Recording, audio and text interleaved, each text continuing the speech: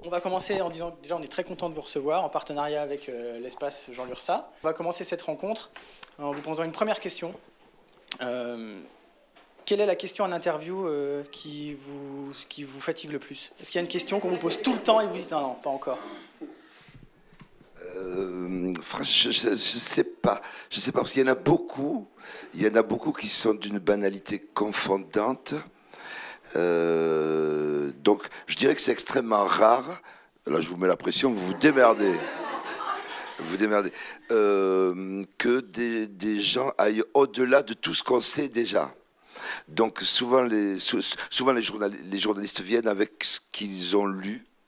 Et ce qui a été écrit souvent, c'est un peu des poncifs. Voilà. Il y a beaucoup de poncifs. Et donc, il faut repartir à zéro pour essayer de se décaler du poncif.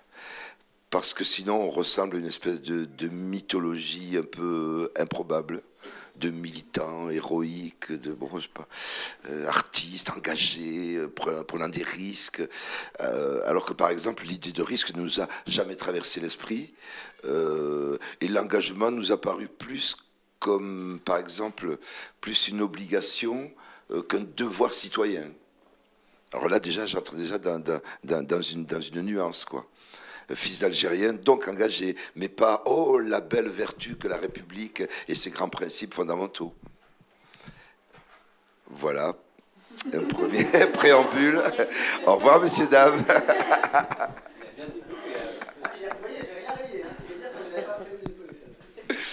Et du coup, inversement, quelle question on vous a jamais posée et que vous souhaiteriez qu'on vous pose En général, on est à 2-3 dans les interviews, en général, je dis. Et on nous pose une question, la plupart du temps, comme un seul homme. Et ça m'a toujours laissé pantois. On nous a jamais regardé en disant, mais Mousse, ouais, toi, Magid, est-ce que tu réponds la même chose que Mousse ou Kakim? Et souvent, non, puisqu'il y a des nuances quand même dans nos approches, et quand l'un d'entre nous donne une réponse, elle est prise pour argent comptant pour les 3 ou pour les 7. Et jamais, très rarement, disons, on ne nous... prend un pas ouais, on nous individualise, voilà. Très bien. Oui, Mousse, tu peux venir. Bonjour. Monsieur, en général, il est à l'heure.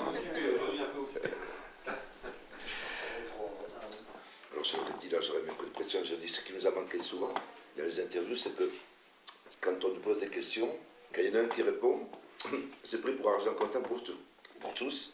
Et que ce qui nous a manqué souvent, c'était de oui, mais toi, Mousse, toi, Hakim, ou toi, Magid. Oui. Voilà. Donc, ça, c'est l'âge. C'est vrai, on affirme au travers du collectif qui nous a construit, nos personnalités, puisque c'est au travers du collectif, en tout cas, là, je vais donc parler pour moi, qui suis Mousse. C'est grâce à Zebda que mon esprit s'est ouvert, que j'ai rencontré des logiques culturelles, associatives, diverses et variées, quasiment du jour au lendemain. Par rapport à mon histoire, où j'ai grandi dans un quartier, enfant d'immigration algérienne, avec peut-être certainement une prédisposition à découvrir ces points de vue et ces façons de faire différentes. Mais au fur et à mesure, du coup, avec le temps, on affirme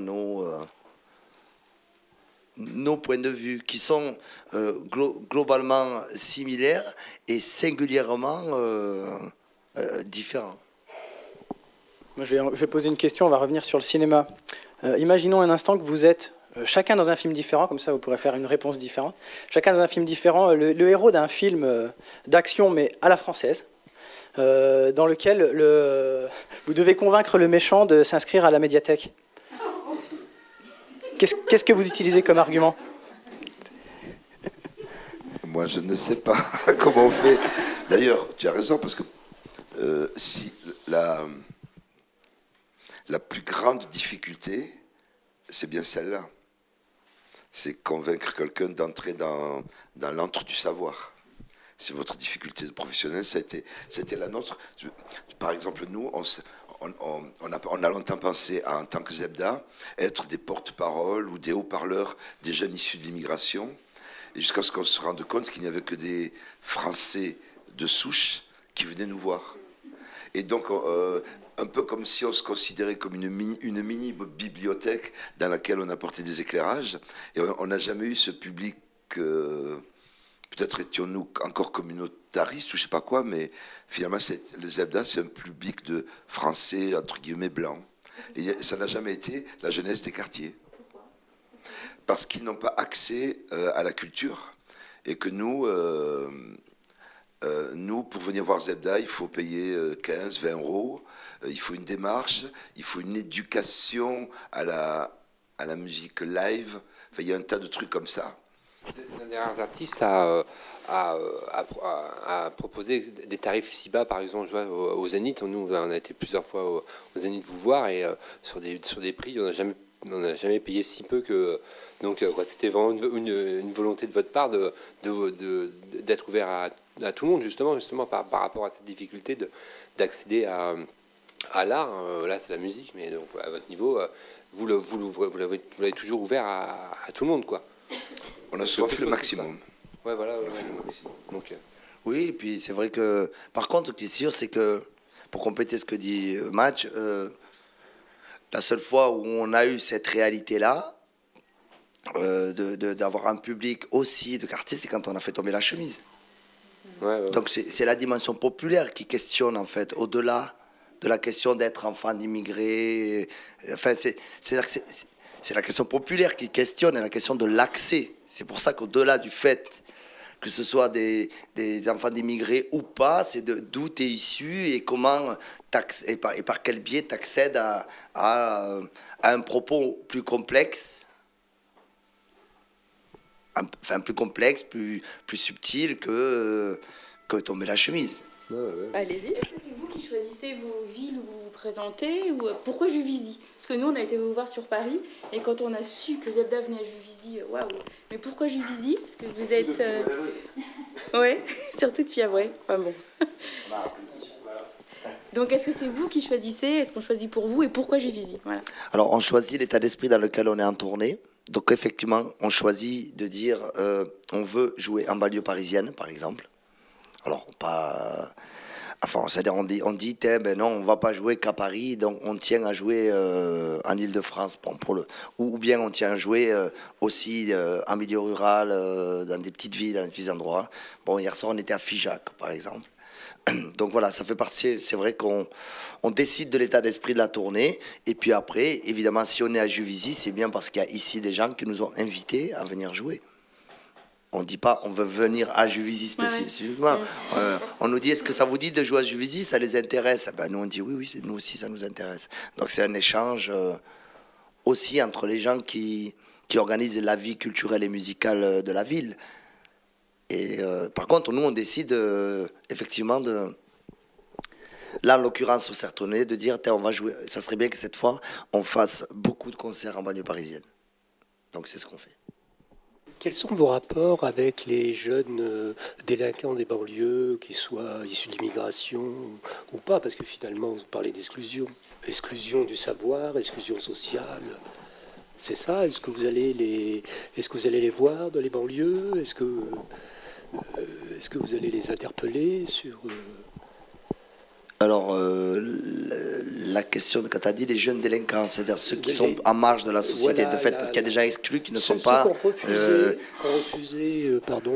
refusé ce que... Qui décident, ou alors qui décident de gagner de l'argent autrement que par la voie légale. C'est ça un délinquant, je veux dire. Mais il y en a d'autres qui sont même... la rupture pas sociale, en banlieue, quoi, si je veux on dire. peut dire. Ouais. Le rôle qu'on peut jouer en tant qu'artiste, c'est de participer à la connaissance de l'histoire des gens et de l'histoire de l'autre. Quand on va interpeller un jeune ou un jeune qui est justement en rupture totale, qui est dans un rapport, on va dire, de langage violent avec le reste de la société, si on n'a pas conscience de quelle est son histoire propre et singulière, on peut passer complètement à côté. C'est-à-dire, c'est ce qui se passe régulièrement d'ailleurs pour d'autres qui pensent le faire. Il faut connaître l'histoire des gens. C'est-à-dire, autant on peut décrire la société et les quartiers populaires d'une manière collective, autant l'histoire de chacun, c'est pas parce que tu as grandi sur le même palier que tu vas avoir le même destin. C'est notre cas à nous. C'est pas parce que tu as grandi à tel endroit que forcément tu vas donner ça. Tout dépendra de ce que nous on appelle la sécurité affective, celle qui te permettra de dépasser la violence de la société en ton encontre. À la limite, là où on est le plus en contact direct avec eux et où on peut aller à leur rencontre, c'est quand on va faire des trucs en prison. Parce que tu parles des délinquants, très précisément. Après, jouer dans les quartiers, on peut jouer dans les quartiers. Mais là, on ne joue pas pour les délinquants, on joue pour les gens. On est en contact avec les habitants qui sont là parce qu'ils n'ont juste pas les moyens de vivre ailleurs. Ou, tu vois, donc, et puis, il n'y a pas que des jeunes, il y a de tout. Notre responsabilité, au fond, nous, ce qu'on peut apporter, on peut apporter un plus à quelqu'un qui a déjà. Oui. Donc ça va être un plus, on n'est que des musiciens, au bout d'un moment, même si on s'intéresse à la chose politique et qu'on... Donc quelqu'un qui a déjà, ça peut être utile, quelqu'un qui n'a rien, alors je ne veux pas faire non plus de généralité absolue, mais je ne pense pas qu'on ait la responsabilité de cette situation extrême-là. Ah, je ne dis pas que vous êtes... Non, mais on ait la responsabilité même d'agir. En général... ceux qui sont dans cette logique-là, ils sont, tu peux pas les capter, quoi. Et ça y est, ils ont. Enfin, ça veut pas dire que c'est foutu, mais toi, tu peux pas débarquer comme ça. Au fait, je voudrais te parler de ta vie, de citoyenneté. On fait de la musique. Oui. Donc, quand un monde comme ça qui est en rupture avec la société, on reste que des gens qui font de la musique, on peut pas grand-chose. Mais vous faites de la musique. Vous voulez plus que de faire de la musique parce que vous faites de la musique engagée. Et alors, Oui. à quoi il se sent concerné, lui? Oui. Parce que nous, on s'intéresse à lui. Oui. C'est pas parce qu'on va s'intéresser à lui que lui entend quelque chose. Oui, Et oui. lui, il est dans une exclusion, si tu veux. Il est exclu. Et d'ailleurs, c'est un peu le résumé de notre histoire. Oui. Il ne suffit pas de s'adresser à eux, aux jeunes exclus, pour qu'ils t'entendent, puisqu'ils sont exclus et pas nous. Je ne sais pas si tu me... Oui, bien sûr. Donc on est limité dans ce qu'on peut... On peut apporter du baume au cœur, on peut apporter une énergie, on peut apporter des petites choses comme ça, mais qui ne changent pas, qui ne vont pas changer sa trajectoire. Pour conclure, en fait, vous parliez tout à l'heure de l'intérêt d'être ensemble et voilà, de passer un moment ensemble et que c'était l'essentiel de votre musique. Ce qu'on voulait faire, c'est que nous, on ferme tous les yeux pendant 1 minute, sauf Vincent qui va être gardien du temps, vous et donc les caméramens. Et vous faites ce que vous voulez pendant cette minute. Donc on a mis des instruments, des livres, des CD, un tableau. Vous pouvez faire un bisou à quelqu'un du public, c'est ce que vous voulez. Vous avez 1 minute pour... Il y a aussi une playlist si vous voulez de ce qu'on va... Si vous voulez le faire en musique. Si vous voulez mettre de la musique. Ça peut être n'importe quoi, c'est à votre... Et du coup, nous, on va fermer les yeux, et comme ça, vous... Pas toi. Non, vous allez fermer les yeux, et vous pourrez retrouver ce qui s'est passé, c'est la surprise, sur notre site internet. Allez, 1, 2, 3...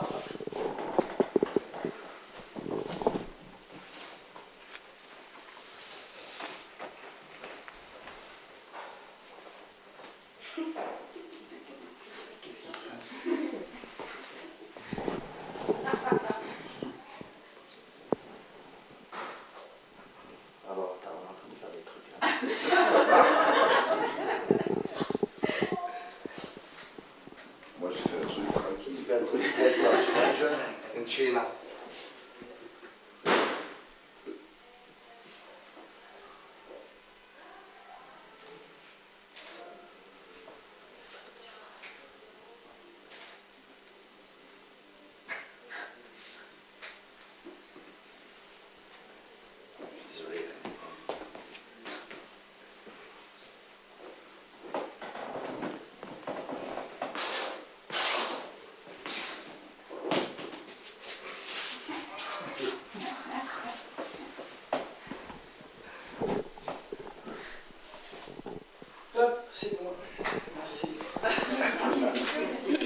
si vous aviez quelque chose à rajouter ou pas. Merci. Voilà, en tout cas, merci beaucoup. C'est